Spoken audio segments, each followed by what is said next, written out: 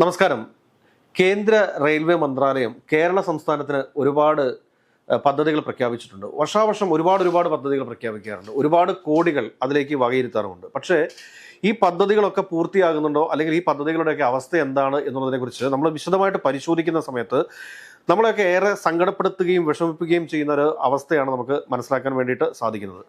അതായത് ഈ കഴിഞ്ഞ ബഡ്ജറ്റിൽ തന്നെ എറണാകുളം കുമ്പളം 120 കോടി രൂപ റെയിൽവേ പാതയ്ക്ക് വേണ്ടി അനുവദിച്ചിട്ടുണ്ട്. കുമ്പളം തുറവൂർ 180 കോടി രൂപ അനുവദിച്ചിട്ടുണ്ട്. തുറവൂർ അമ്പലപ്പുഴ 100 കോടി എന്നിങ്ങനെ ആണ് കേന്ദ്ര സർക്കാരിൻ്റെ വിഹിതമായിട്ട് അവർ ബഡ്ജറ്റിൽ വകയിരുത്തിയിരിക്കുന്നത്. എന്നാൽ ഇപ്പോൾ നമ്മൾ ഇതിൻ്റെ അകത്ത് ഏറ്റവും പ്രധാനമായിട്ട് എടുത്തു പറയേണ്ട ഒരു വിഷയം എന്താണ് എന്ന് ചോദിച്ചു കഴിഞ്ഞാൽ, കുറേ പാവപ്പെട്ട മനുഷ്യർക്ക് തങ്ങളുടെ സ്ഥലം അല്ലെങ്കിൽ തങ്ങളുടെ വീട് വിൽക്കാനോ ബാങ്കിൽ പണയപ്പെടുത്താനോ സാധിക്കാത്ത ഒരു ഗതികേടുണ്ട്. ആ ഗതികേടിനെ കുറിച്ച് പറയാൻ വേണ്ടിയിട്ടാണ്. അതായത് ശബരി റെയിൽപാത. ഈ ശബരി റെയിൽപാത എന്ന് പറയുന്നത് നമ്മളൊക്കെ കുഞ്ഞിലേ തുടങ്ങി കേട്ടിട്ടുള്ള ഒരു കാര്യമാണ്. ശബരി റെയിൽപാത ഇതാ വരുന്നു. കേരളത്തിൻ്റെ ഏറ്റവും വലിയ സ്വപ്ന പദ്ധതിയാണ് ശബരി റെയിൽപാത എന്നൊക്കെ പറയുന്നത്. ഒരുപാട് MP-മാരും അതോടൊപ്പം തന്നെ ഒരുപാട് കേന്ദ്രമന്ത്രിമാരും ഒക്കെ കേരളത്തിൽ നിന്നുണ്ടായിട്ടുണ്ട്. പക്ഷെ എന്ത് കാര്യം, ഈ ശബരി റെയിൽപാതയ്ക്ക് ഒരു അവസാനമാകുന്നില്ല എന്നുള്ളതാണ് വസ്തുത. ഈ ശബരി റെയിൽപാത എന്ന് പറഞ്ഞു കഴിഞ്ഞാൽ കാലടിയിൽ നിന്ന് ആരംഭിച്ച് കോതമംഗലം വഴി വാഴക്കുളത്തെത്തി, തൊടുപുഴ വഴി കരിങ്കുന്നം എത്തി, രാമപുരം വഴി ഭരണങ്ങാനം, ചേലാമറ്റം വഴി കാഞ്ഞിരപ്പള്ളി എത്തി എരുമേലിക്ക് പോകുന്ന ഒരു റെയിൽവേ പാതയാണ് വിഭാവനം ചെയ്തിട്ടുള്ളത്. ഇത് വിഭാവനം ചെയ്യുന്ന സമയത്ത് തന്നെ എന്താണ് സംഭവിച്ചിരിക്കുന്നത് എന്ന് ചോദിച്ചു കഴിഞ്ഞാൽ, ഈ കാലടി മുതൽ എരുമേലി വരെയുള്ള സ്ഥലത്ത് മഞ്ഞക്കുറ്റി, അതായത് റെയിൽവേയുടെ കുറ്റി കൊണ്ട് അടിച്ചിട്ടുണ്ടായിരുന്നു. അതായത് സർവേ നടത്തിയതാണ്. ഈ സർവേ നടത്തിയതിന് ശേഷം ഇങ്ങനെ ശബരി റെയിൽപാതയുടെ വിജ്ഞാപനം വന്നതിന് ശേഷവും ഈ പ്രദേശത്തുള്ള ആളുകൾക്ക്, അതായത് ശബരി റെയിൽപാത കടന്നു പോകുന്ന സ്ഥലത്തൂടെയുള്ള ആളുകളുടെ സ്ഥലം അക്വയർ ചെയ്യാൻ വേണ്ടിയിട്ട് ഇട്ടിരിക്കുകയാണ്. അപ്പോൾ ഇവർക്ക് ഈ സ്ഥലം ഒന്ന് വിൽക്കാനോ അല്ലെങ്കിൽ ബാങ്കിൽ പണയപ്പെടുത്താനോ സാധിക്കുന്നില്ല. ഇടയ്ക്ക് ഈ ശബരി റെയിൽപാത ഒന്ന് ഫ്രീസ് ചെയ്തിരുന്നു. ഈ ഫ്രീസ് ചെയ്തിരുന്ന സമയത്ത് ഇവർക്ക് സഹകരണ ബാങ്കുകളിൽ കൊണ്ടുപോയി ലോൺ വെക്കാൻ സാധിച്ചത്. ഒരിക്കലും നാഷണലൈസ്ഡ് ബാങ്കിലൊന്നും ഇവർക്ക് ലോൺ എടുക്കാൻ വേണ്ടിയിട്ട് സാധിച്ചിട്ടില്ല. ഞാൻ ഇന്ന് ഈ വീഡിയോ ചെയ്യാൻ കാരണം എന്താണ് എന്ന് ചോദിച്ചു കഴിഞ്ഞാൽ, ഒരു ക്യാൻസർ ബാധിതനായ ഒരു ചെറുപ്പക്കാരൻ, അദ്ദേഹം ആ ക്യാൻസറിൽ നിന്നൊക്കെ മുക്തി നേടി ഇന്ന് അദ്ദേഹം ദുബായിലാണുള്ളത്. അദ്ദേഹം രാവിലെ എന്നെ ഫോണിൽ വിളിക്കുകയും ഫോണിൽ വിളിച്ചതിന് ശേഷം വളരെ ദുഃഖത്തോടുകൂടി സങ്കടത്തോടുകൂടി അവരുടെ ഒരു വിഷമം പറയുന്ന ഒരവസ്ഥയാണ്. ഈ കഴിഞ്ഞ ബഡ്ജറ്റിൽ 505 കോടി രൂപ ഓൾറെഡി ഇപ്പോൾ വകയിരുത്തിയിട്ടുണ്ട്.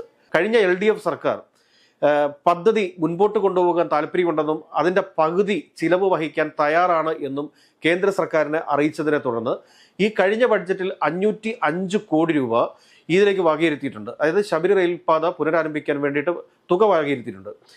അതോടുകൂടി എന്താ സംഭവിച്ചത് എന്ന് ചോദിച്ചു കഴിഞ്ഞാൽ, ഈ പണ്ട് നേരത്തെ ഫ്രീസാക്കി ഇട്ടിരുന്ന സമയത്ത്, ഈ സ്ഥലമെടുപ്പ് ഫ്രീസാക്കി ഇട്ടിരുന്ന സമയത്ത് ഇവർക്ക് ഇവരുടെ സ്ഥലം ഈ സഹകരണ ബാങ്കുകളിൽ പണയം വെക്കാനായിട്ടും പുതുക്കി വെക്കാനായിട്ടും ഒക്കെ സാധിച്ചിരുന്നു. ഷെഡ്യൂൾഡ് ബാങ്കിൽ പറ്റില്ല എന്ന കാര്യം ഞാൻ നേരത്തെ പറഞ്ഞിരുന്നു.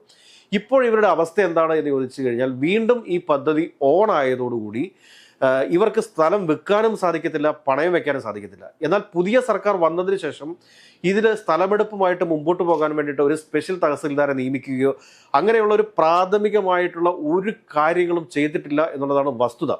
ഈ സംസ്ഥാന സർക്കാർ സ്ഥലം ഏറ്റെടുത്ത് കൊടുത്താൽ മാത്രമേ ശബരി റെയിൽപാതയുടെ പണി പുനരാരംഭിക്കത്തുള്ളൂ. ഇപ്പോൾ നമ്മൾ കാലടിയിൽ പോയി നോക്കിക്കഴിഞ്ഞാൽ നമുക്ക് കൃത്യമായിട്ട് കാണാൻ വേണ്ടി സാധിക്കുന്ന കാര്യം എന്താണ്, അവിടെ ശബരി റെയിൽപാതയുടെ റെയിലിൻ്റെ പണി പൂർത്തിയായി കിടക്കുകയാണ്. പക്ഷേ റെയിൽപാത എവിടെ വരെ എത്തി?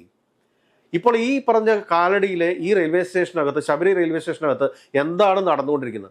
സാമൂഹ്യ വിരുദ്ധരും മദ്യപാനികളും മയക്കുമരുന്നുകാരും ഒക്കെ അഴിഞ്ഞാടുന്ന ഒരു കാഴ്ചയല്ല നമ്മൾ കാണുന്നത്.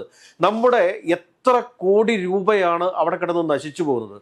അതിനിടയിലേക്കാണ് ഇടിവെട്ട് പോലെ ഈ പറഞ്ഞ കാലടി മുതൽ എരുമേലി വരെയുള്ള ആളുകളുടെ സ്ഥലം അവിടെ കൊണ്ട് കുറ്റിയടിച്ച്, സർവേ കുറ്റി അടിച്ച് വെച്ചിരിക്കുന്നു. ഈ സർവേ കുറ്റി അടിച്ച് വെച്ചിരിക്കുന്നത് കൊണ്ട് തന്നെ ഇവർക്ക് ഈ സ്ഥലം വിൽക്കാനോ മറ്റെന്തെങ്കിലും ഒരു ആവശ്യത്തിന് സാധിക്കത്തില്ലെന്ന് സർക്കാർ എന്താണ് ഇവരുടെയൊക്കെ വിഷമവും വേദനയും കാണാതെ പോകുന്നത്?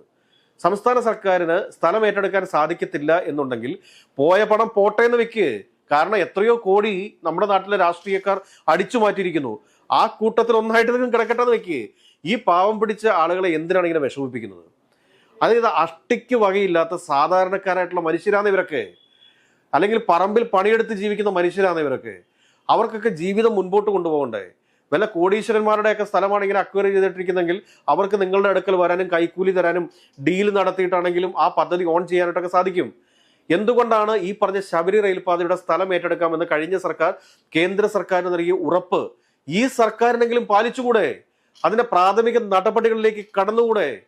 എന്തിനാണ് ഇങ്ങനെ ജനങ്ങളെ ബുദ്ധിമുട്ടിപ്പിച്ചുകൊണ്ടിരിക്കുന്നത്? എന്തൊരവസ്ഥയാണെന്ന് ആലോചിച്ച് നോക്കുകയും എത്രയോ ആളുകൾ ചികിത്സയ്ക്ക് വേണ്ടിയിട്ട് സ്ഥലം വെക്കേണ്ട അവസ്ഥയുണ്ട്. ഇതൊന്നും പരിഗണിക്കാതെ കുറെ ആളുകളെ, കുറെ ജീവനുകളെ ഇങ്ങനെ കൊണ്ട് പെടുത്തിക്കളയുക എന്ന് പറഞ്ഞു കഴിഞ്ഞാൽ അത് വളരെ കഷ്ടമാണ് കേട്ടോ, വളരെ കഷ്ടമാണ്. ഈ കേരളിന്റെ ഒക്കെ കാര്യത്തിലെടുത്ത ഒരു തീരുമാനമുണ്ട്. ആ മഞ്ഞക്കുറ്റി പറിക്കാൻ കാണിച്ച ആ ഒരു ആവേശമൊക്കെ ഈ ശബരി റെയിൽവേയിൽ പെട്ടുകിടക്കുന്ന ആളുകളുടെ കാര്യത്തിലും കൂടി ഈ സംസ്ഥാന സർക്കാർ ഒന്ന് കാണിക്കണം.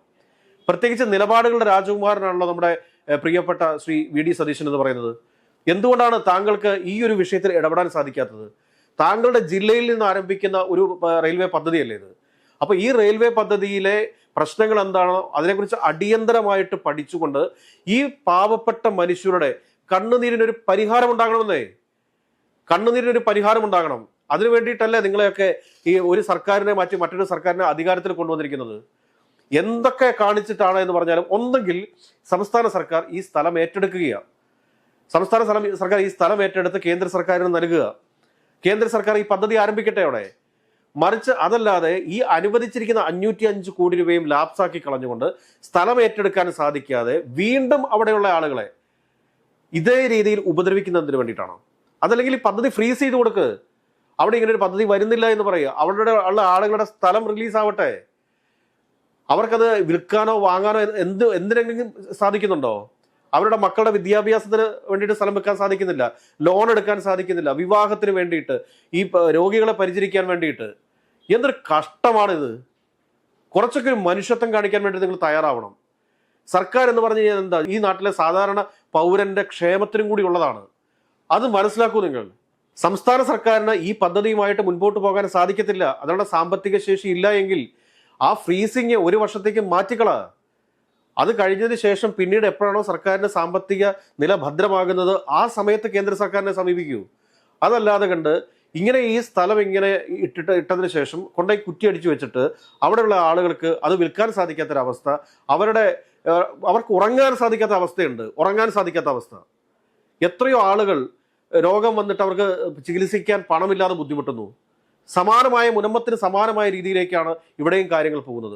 കേരളത്തിന് സമാനമായ രീതിയിലേക്കാണ് ഇവിടെയും കാര്യങ്ങൾ പോകുന്നത്. എന്തുകൊണ്ടാണ് നമ്മുടെ ഈ സംസ്ഥാനം നേരിടുന്ന ഇതേപോലത്തെ വലിയൊരു പ്രതിസന്ധി? കാരണം കാലടി മുതൽ എരുമേലി വരെ എന്ന് പറയുമ്പോഴത്തേക്ക് അത് നിസ്സാര ദൂരമാണോ? എത്ര വലിയ ലോങ് റൂട്ടാണത്. ഈ സ്ഥലത്ത് ഉള്ള ആളുകളുടെ, ഈ റെയിൽവേ പാത കടന്നു പോകുന്ന അപ്പുറത്തും ഇപ്പുറത്തുള്ള ആളുകളുടെ സ്ഥലം ഇപ്പോഴെടുക്കും എന്നും പറഞ്ഞുകൊണ്ട് ഇങ്ങനെ അവർ നോക്കിയിരിക്കുകയാണ്. അവർക്ക് ഒന്നും ചെയ്യാൻ സാധിക്കുന്നില്ല. അടിയന്തരമായിട്ട് സംസ്ഥാന സർക്കാർ ഈ വിഷയത്തിൽ ഇടപെടേണ്ടതുണ്ട്. ഒന്നുകിൽ ഈ സ്ഥലം ഒന്നുകിൽ ഈ പദ്ധതി സർക്കാർ ഫ്രീസ് ചെയ്യുക. അതിനുശേഷം പണം ഉണ്ടാകുന്ന സമയത്ത് ഇത് അൺഫ്രീസ് ആക്കൂ. അവിടുത്തെ ജനങ്ങളെ ഇങ്ങനെ ഉപദ്രവിക്കരുതേ. കാരണം അവരുടെ കണ്ണിൽ നിന്ന് വീഴുന്നത് കണ്ണുനീരല്ല, രക്തമാണ്, രക്തം. സർക്കാരിന്റെ അടിയന്തര ശ്രദ്ധ ഈ വിഷയത്തിൽ ഉണ്ടാകുമെന്ന് പ്രതീക്ഷിച്ചുകൊണ്ട് പ്രിയപ്പെട്ട വി ഡി സതീശൻ മുഖ്യമന്ത്രിയോടുള്ള ഒരു അഭ്യർത്ഥനയാണ്, അപേക്ഷയാണിത്.